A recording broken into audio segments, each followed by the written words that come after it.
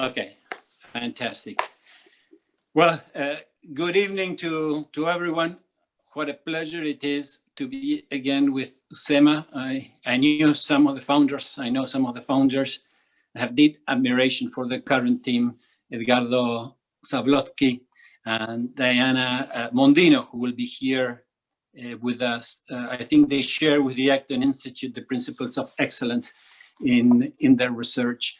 And we are going to cover today a tremendously important topic, the topic of poverty with outstanding people.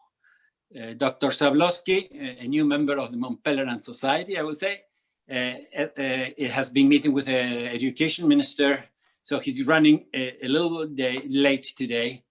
But I thought that it would be very important to start with a picture of my native country, Argentina. He was a shining light in the world in the early 20th century. If you read the books, people thought Argentina was going to be the richest country on earth, close to the United States. And things went wrong.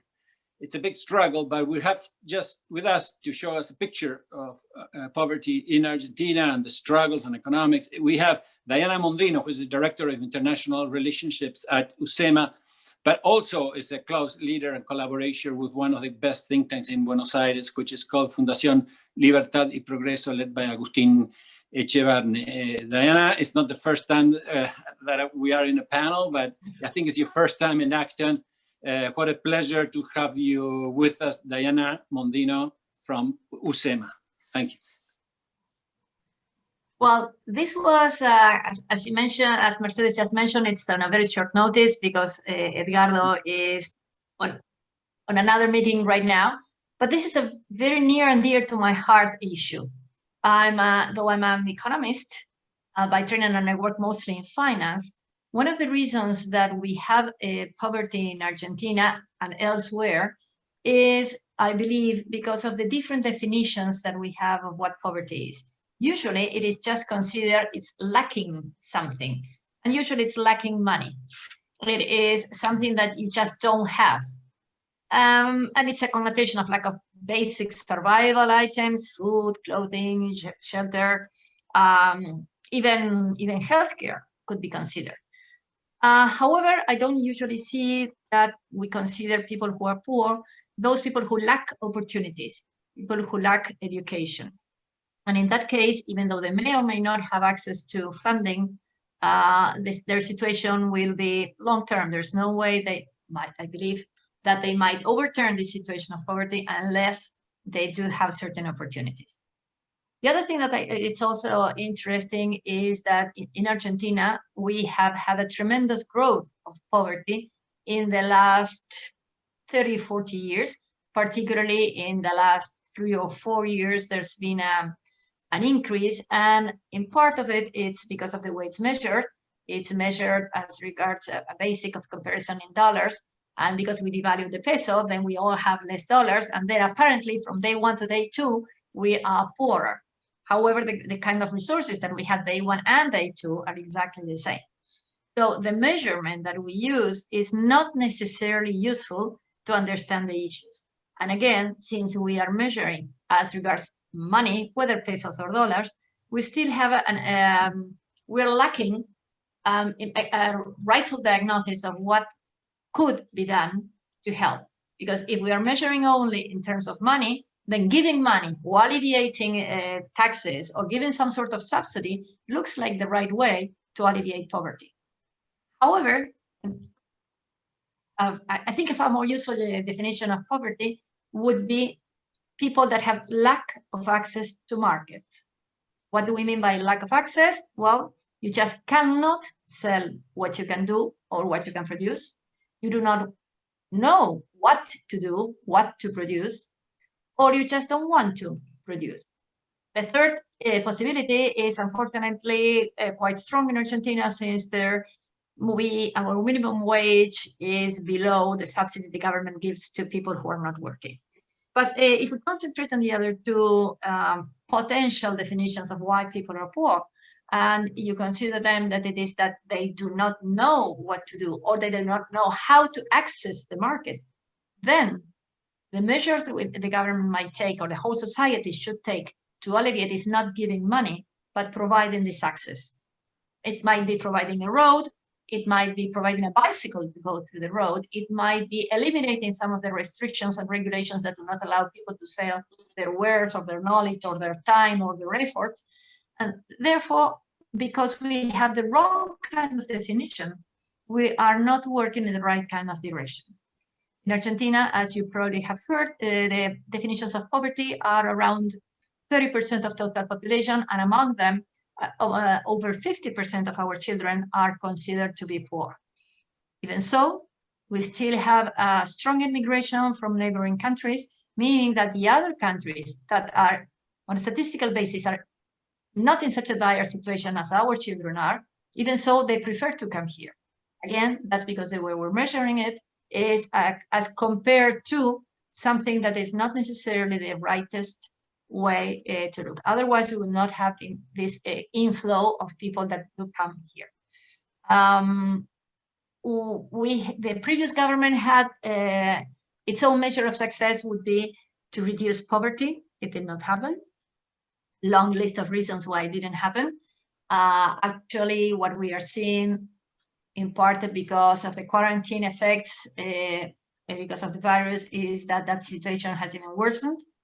But we're not working on the right reasons on why people are poor, and we're not working on any way on alleviating it. It's just handing down some sort of, I don't know, I don't want to say alimony or something like that, but it is just considered like a Christian charity issue. And again, we are perpetuating the reasons for people to be poor. So I've been following what Acton has been doing in the last few years, and I'm sure the people that are attending the seminar will be happy to hear or listen or try to follow some of the potential ways to alleviate poverty. Argentina is not the worst country. Most probably many other countries will benefit from this kind of ideas.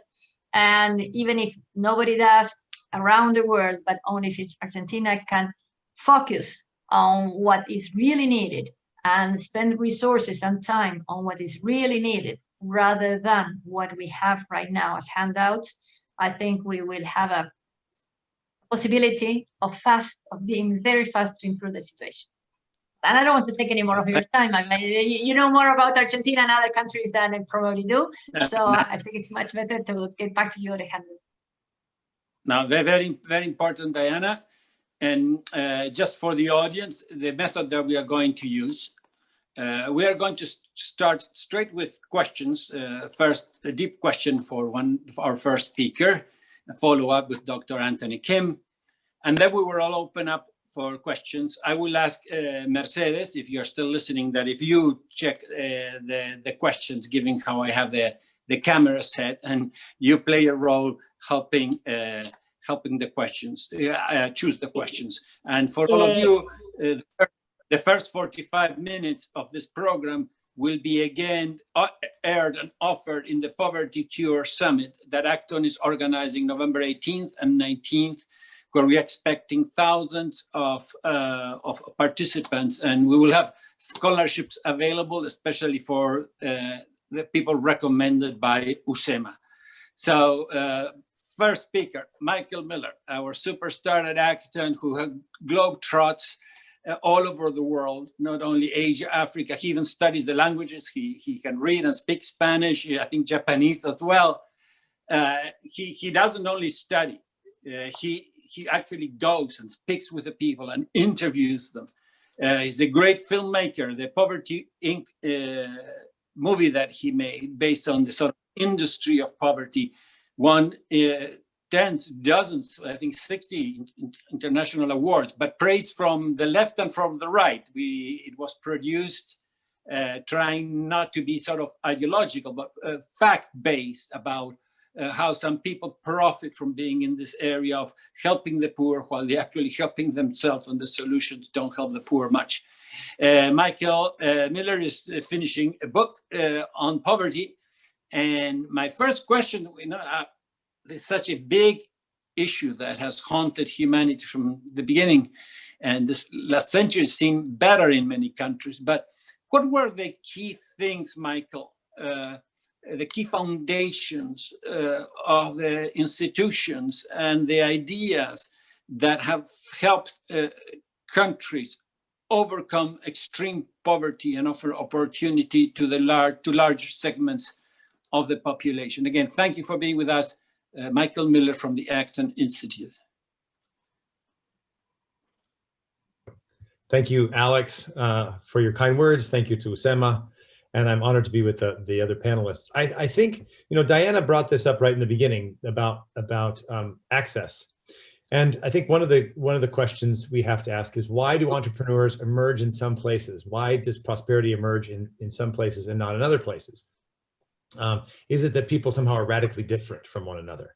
Now, obviously, we have many different cultures and different elements, but it's not as if some people in the West who became wealthy were somehow radically different. But what I think the answer goes to is what Diana was talking about, and what Alex, you kind of spoke about, is there are certain institutions of justice that, when present, enable people to create prosperity in their families and their communities.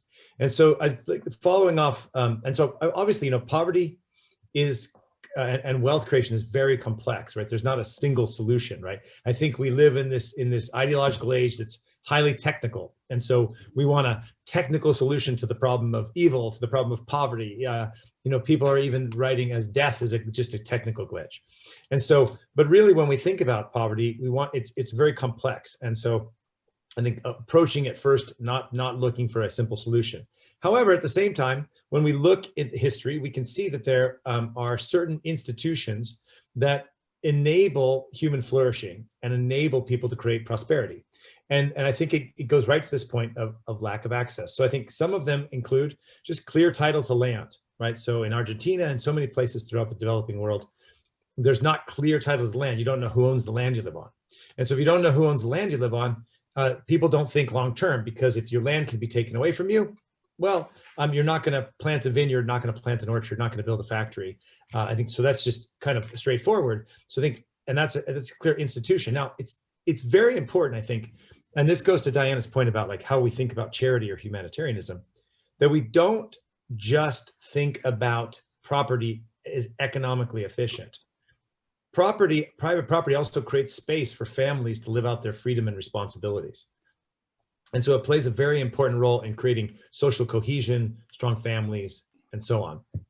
And actually I won't go into it, but in the Poverty Cure series, we actually interviewed Ernesto Sargozzi in Buenos Aires and Rafael Vitella, who did a study about an area in Buenos Aires where people got private property and how actually getting it changes the worldview.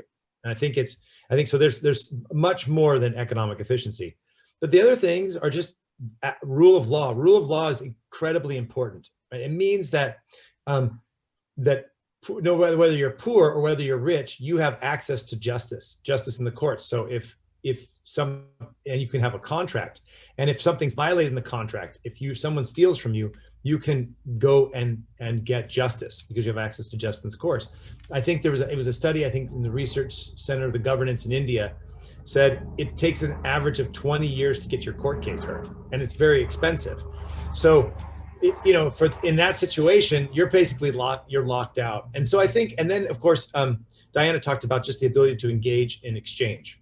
And I was talking to Professor George Aite, who's a professor from Ghana, and he one of the things he says, Africa's poor because she's not free.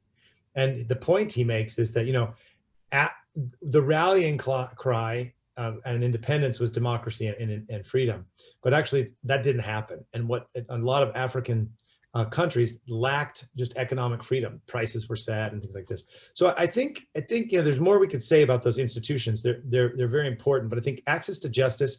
And I think one point I'd just like to add before finishing that Diana brought up is that, we have this sense that poor people are poor because they lack stuff. They lack material goods. And of course, that's partially true. But the answer is not simply a kind of humanitarianism that provides them more stuff. And I think, Diana mentioned this idea of Christian charity. Well, Christian charity comes obviously from the Latin caritas, meaning love. And to love is to seek the good of the other.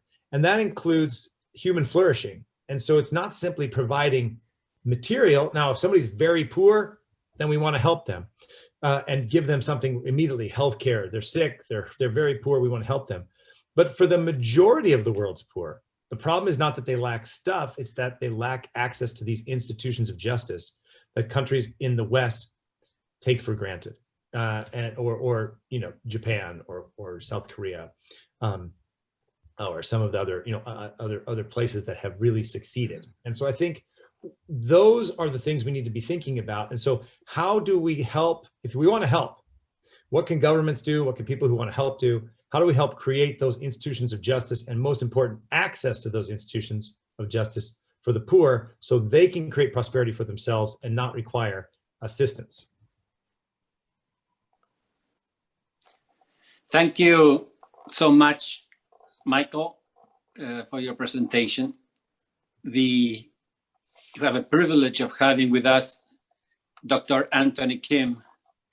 I think the last time I saw Anthony was in late January at the Montpelier Society meeting in Hoover, which, believe it or not, was 40 years after I became member. I became member very young, in 1980.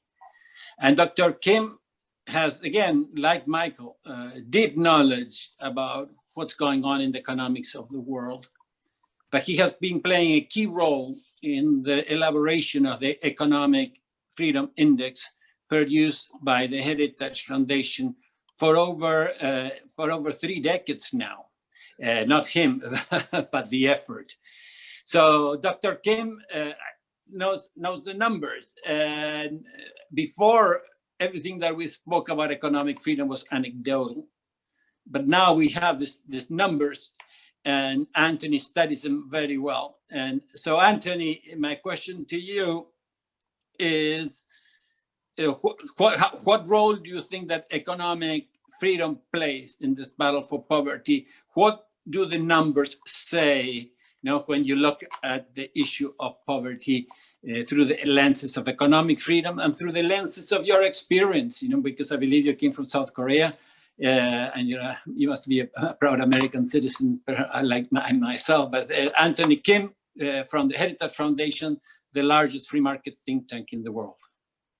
Thank you very much, Alex, for that super generous introduction. Delighted to be here with you this evening. Really, Alex, I take your marching order as we do things together. So this is a real true joy to be with you here. And Michael, great to meet you. I think I've been reading your work, fantastic. I'm a big fan of Acton. And our good friends in Argentina, Diana, great introduction. I think this is only the beginning of many more discussions we will do as we go. Now, if I may, Alex, to your question, it's a very important and timely question, especially in light of this unexpected, unpleasant, unacceptable 2020. We are going through this really upside down, it's very turbulent year, but all the more, I think one lesson, at least to me, is very, very clear. Economic freedom matters, free market capitalism matters more than ever. This is not the time to tweak and revise and put some adjective here and there. This is not the time for us to think about it. This is time for us to recommit ourselves to the principles of freedom, and specifically, in my view, economic freedom. Because this is not like a one-size-fits-all idea. We are not here to brainstorm anybody. We are here to share what works and what not works. Now, if I may, take a half step back. To me, poverty, unlike hurricane, earthquake, this is 100% man-made human disaster. I mean, this is not something that, you know, we are like, you know, we have to pray, no poverty, no poverty. No, no, no. This is 100% human-made. It's a very much man-made disaster. So that means, in a funny way, cure to poverty. I mean, Michael has been doing a lot of great work, philosophical, empirical case studies across the globe. But we do know the solution to reduce and eventually get rid of poverty is on our hands. Now, what do I mean by that? Because policies do matter. Policies that promote economic freedom, policies that promote the rule of law, access to justice, as Michael mentioned, and policies that promote greater open markets. They are all matters to reducing poverty and getting rid of this unacceptable human disaster. Because poverty is not just one-dimensional problem. This is multi-dimensional. One problem here, institutional problem. There may be cultural problem. There may be some, lacking, not money, but policy ideas. And that's why organizations around the globe, the Heritage Foundation, Acton, and Cato, and many, many others, and our good friends in Argentina, they've been working together, putting right ideas, trying to promote and amplify those ideas. But as we do know, it's not an easy process. Sometimes we forget, and sometimes we simply ignore. I think solution to effectively dealing with poverty, meaning removing and getting rid of poverty eventually, really at the hands of our good policy thinking and what kind of policy prescription we're going to use. Now, some people say we need foreign aid policy to get rid of poverty. But to me, the ultimate goal of foreign aid is to stop sending money to foreign countries. I mean, that's the ultimate goal. If we just keep sending money in the name of getting rid of poverty, it's not going to give us any meaningful final outcome. What really matters is really policies and right ideas. Now, why do I keep saying that?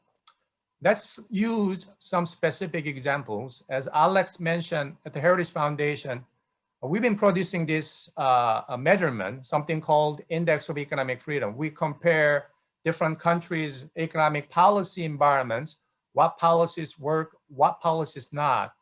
I mean, look at Argentina, for example, and South Korea, if I may, because it's really two different countries. And one is big, a lot of natural resource, South Korea not.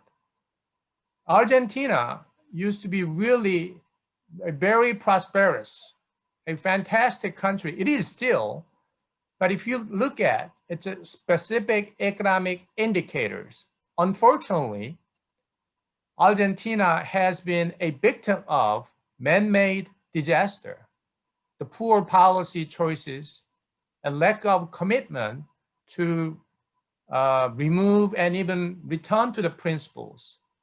But South Korea, despite its small size and everything, it's been making progress year by year. It has its own challenges, but it's been changing to a positive destination. Now, you may say, okay, Argentina, South Korea, size different, geographical locations different, history different. Then why don't you use North Korea and South Korea? It's all Koreans. It's all on the same geographical location on the peninsula. One is up north, the other one is on south. They speak more or less similar language.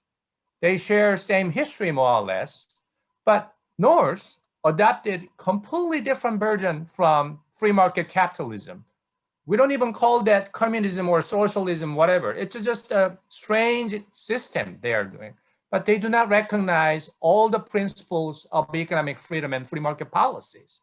But if you look at South Korea, again, very small, non-natural resource countries, but the country has been adopting. It's an ING. It's an ongoing test.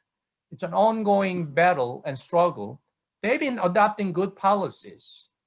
A lot of failures for sure, but they're still making failures. But there's no question in my mind, in a very simple mathematical equation, South Korea minus North Korea is basically freedom, economic freedom or political freedom, however you present.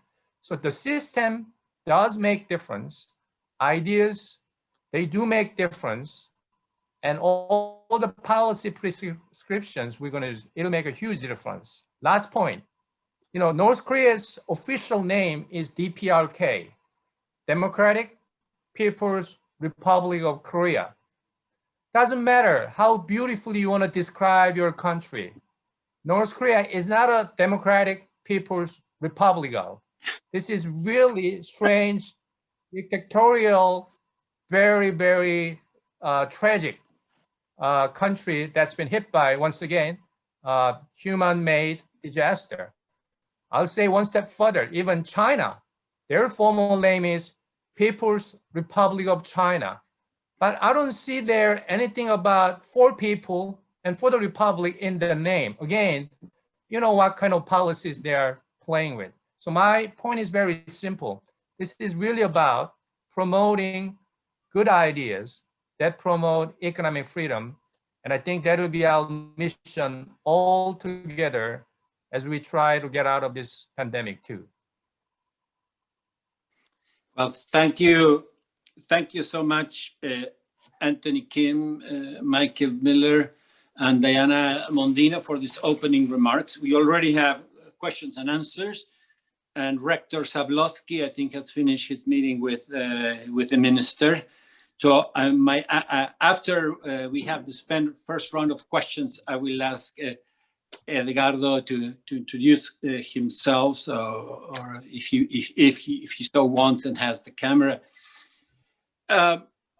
Almost the three of you, I agree. Well, we sort of know what combats property, but then Lucas, who asked a very long question, basically, then why do then economic policies, focuses on two things, giving hands out in so many countries to the so poor and the needy, or even raising barriers to the opportunities and the creation of wealth of the mid-sized and small entrepreneur. There's another second question, people who are concerned that Argentina got trapped into this ideology of Peronism. So, I usually say that thing happens not only for ideas, you need leadership. Ideas without action are just ideas. And so let me start by Michael, then Diana, and then Anthony. What it makes it so hard to get coalitions, that will move the right ideas forward if we know the right ideas. I know Douglas North, a Nobel laureate, says we have no idea how to build institutions. But what do you think? How we should start? Again, Michael, Diana, and Anthony. I wish I was last so that I could hear what they said and then come in with like a better answer, because I mean that's the big question, right? I mean, so I think there's a combination of things. So I'm not going to do justice to that, I think, question, but I think so one is, as Anthony just laid out, I mean, we do know certain things that work. So for example, I mentioned private property. If you look at, say, Anthony's work on the correlations, and they're correlations, right? But the correlations between, say, private property and prosperity, it's very clear. There's a strong correlation. You look at the correlations between ease of doing business. And again, if it's easy to register your business, it's easy to participate in the formal economy, and you have protection, there tends to be prosperity there. And a very important one, of course, is rule of law. And so we talk about democracy a lot, and democracy is important for representative government, but more important is rule of law, right? Because you can have democracy, but if there's no rule of law, then especially the poor get hammered. Because in order to navigate this kind of complex system dominated by powerful interest groups, big corporations, and entrenched bureaucracy, you have to have contacts. And if you're poor, or even small, medium entrepreneur, you can't navigate those complex contexts. So I think these things are essential. So the question is, how do we get them? Well, I mean, one, I think there has to be a will on the part of leadership to want them. There has to be I think a little less hubris about the idea that somehow the intellectuals and the policymakers can just perfectly plan the economy. The goal of the government is to create legal justice. so that these institutions are strong and that people have access to them. And then the prosperity creation is done based on the principle of subsidiarity, right, by businesses and local communities that are building wealth. But I'm going to throw this out for consideration, and then because it's very, you need will for this.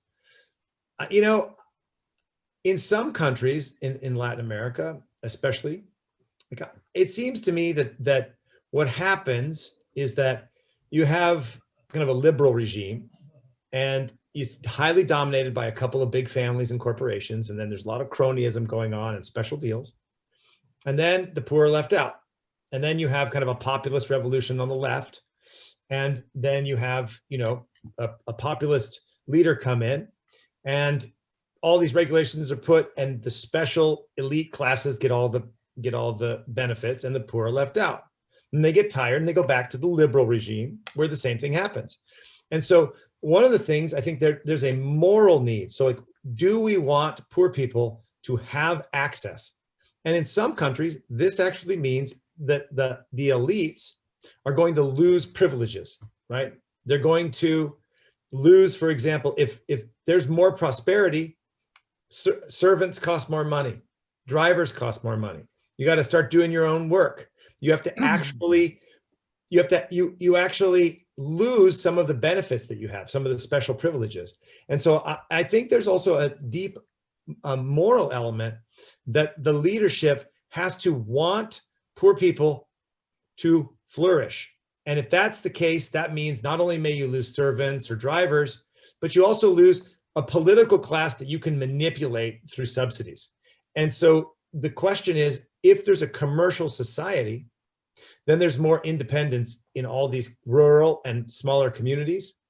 And this, people lose power. So I think we have to ask ourselves, what's more important, power for elites, transfer from rich to the poor, or are we going to give access to everybody? And that's not simply a policy position alone. Not that good policy doesn't matter, of course, with Anthony, I'm not disagreeing there, but that takes a moral vision to implement those things. Thank you so much, Michael. And the next, we'll see what Diana Mondino will say. Just want to mention, in case she doesn't mention it, I think like Michael and those of us economists, we believe that indirect solutions to poverty solve the poverty problem better than handout. But the Christian charity has not disappeared, as Michael said, you know, feeding the hungry, clothing the naked, and giving housing to the unlodged. Those are still Christian virtues. And I know that Diana collaborates with an effort that I think she told me feeds 100,000 people, I think a day, could it be? So Diana, your view.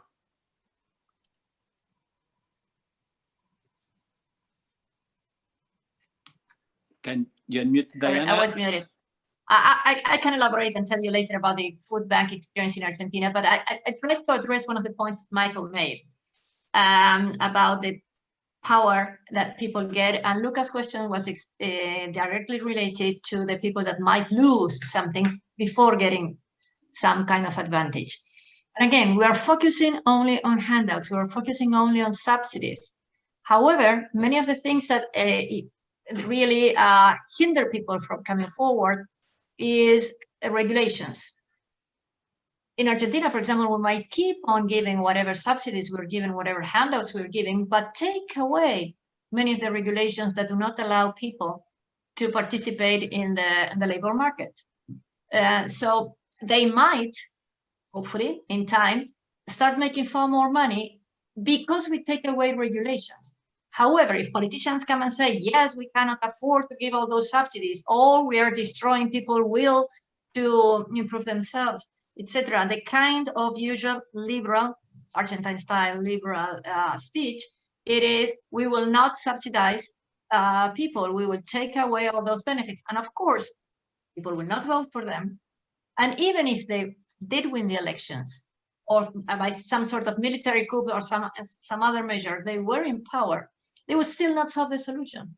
We might have a very good access to a very good idea and how to implement it, just simply taking away regulations that do not allow people to participate in the labor market.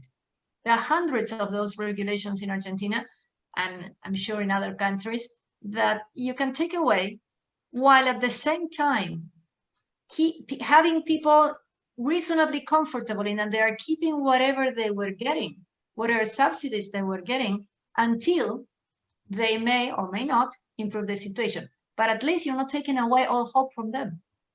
Let me give you a silly example. For example, if a woman is pregnant, she may have had a job and she may still keep it, but because she's pregnant, she has to maintain her job and nobody else can get into her job. So actually, because no one would want to share that kind of grievance that you're not allowing other people to get into the job market, because one of them has had, this possibility, wonderful thing that's giving birth to a child. That kind of things, we have many like those. If, for example, if you work by night, you cannot moonlight in Argentina. If you have one shift, you cannot move into the other one. If you are working some sort of additional overtime, you cannot work more than X number of hours. Take away those regulations. People will start making a little bit more money, and eventually they will stop being eligible for the subsidies. However, if we keep on telling people that they will lose everything they have, then they will never vote for the right kind of ideas. They will never want that kind of ideas. They will not even want to hear about those kind of ideas. Take our regulations, keep on the handouts until, if possible, things improve. Thank you so much, Diana. And now we're going to... Alex, can I say one Anthony. super fast thing, super fast? And I won't take Anthony's time, but I want to just, what something Diana said is so, I think, important, super fast. And that is, when I was doing the Poverty Inc. things, I interviewed a man named Daniel Jean-Louis from Haiti. And he was talking about receiving handouts, right? So you receive subsidies, right? And those are, you need a subsidy for a certain time, like just exactly like Diana talked about. You want to make sure that the goal is not no subsidies or no, the goal is getting people out of poverty, right? So that's the goal. And it's very interesting because Daniel said, no one wants to be a beggar for life. No one wants to be a beggar for life. People want to be able to create prosperity. Sometimes they need a little bit of help. And so sometimes I think Diana's point is we get in the policy debate and we lose the end goal, which is to help create conditions for people to create prosperity. And then people don't want to be beggars for life. They want to build prosperity. Sorry for jumping in. Yeah, sorry again, Anthony, you will have to stand in line. But even if people did want to be beggars, the regulations force them to be beggars. For example, in Argentina, now under COVID-19, some poor people are getting a 10,000 pesos subsidy. If they were able to find a job, they will start paying 10,000 pesos in taxes. So the two extremes are so absurd, from subsidy to paying exactly the same amount in taxes, that people just don't want to change. They will need to be on a very high salary. Of course, they are not productive enough to earn that salary. So just make it in a little bit of graduation or some sort of scale, and it might work. I'm sorry. You bet. So many cases of this negative incentives, even in the United States. There's no time here, but from housing to healthcare, people trapped into this. They make a little bit money and they have to pay a fortune in penalties of tax. And Dr. Kim. No, I think we're having a very important discussion here for sure. But my take on this important question, Alex, I'm so glad you raised this really far more important dimension of talking about and dealing with poverty. I mean, we do all recognize ideas and policy dimension. And the earlier session, we kind of set the stage.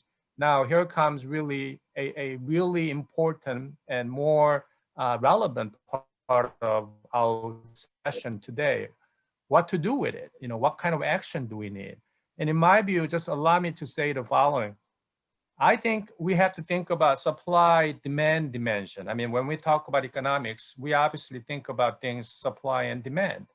But it's a bit more than that, obviously. We have to supply good ideas and good policies, but at the same time, as a member of civil society, we have to enlighten and educate and share our perspectives with many more, countless individuals, either just house moms or entrepreneurs why economic freedom matters to them. So eventually they can demand, I think demand is key.